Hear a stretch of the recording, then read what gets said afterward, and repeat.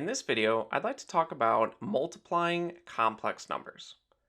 And multiplying complex numbers is fairly straightforward. So for this example, we have 3i times by 15 plus 2i.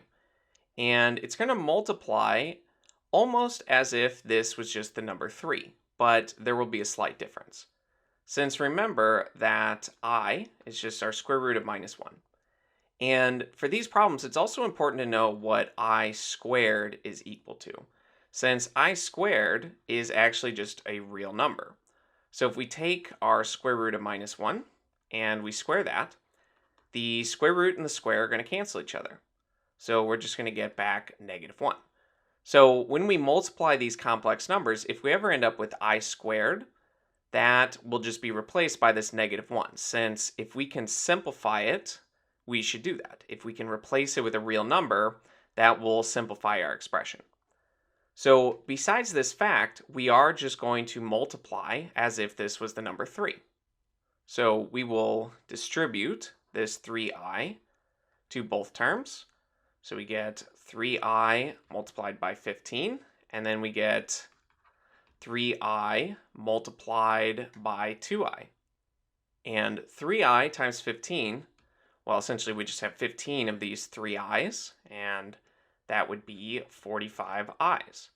Now over here, we want to multiply the numbers first. So 3 times 2, that's 6. And then we multiply I by I. And we could just rewrite that as I squared. So we get 45i plus 6 multiplied by I squared. And here's where it's a little bit different than just multiplying normal real numbers, since we know that I squared is negative 1. So we're going to replace that.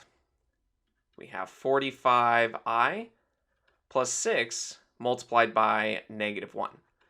And it's convention to write the number with the real part first and then the imaginary part. So we're actually going to write this 6 times minus 1 first.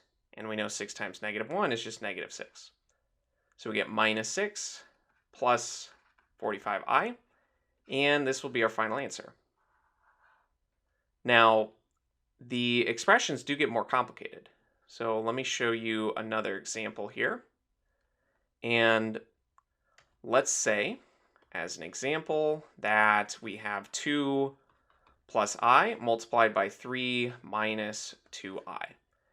And when multiplying two complex numbers together, where they both have real parts and imaginary parts, we will treat this the same way as if we were just multiplying two binomials. Remember, binomial is just a two-term expression. And when we multiply those, we just use distribution. So the 2 will distribute to both terms in our second complex number, and the I will distribute to both terms. And again, the only difference is that we're going to end up with an I squared when we carry out this multiplication. And when we do, we just need to replace that with negative 1.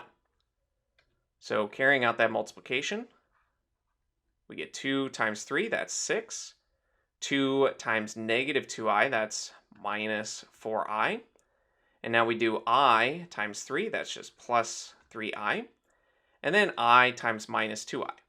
So we have minus 2, and then I times I we know is I squared.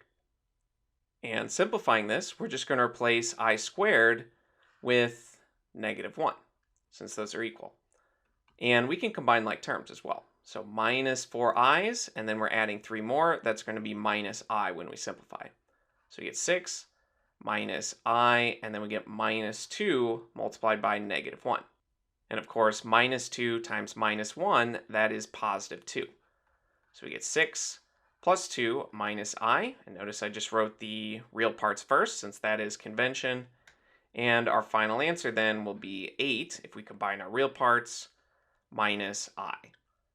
So it's fairly straightforward how to multiply these. It's just using the same rules for multiplication that you are likely familiar with.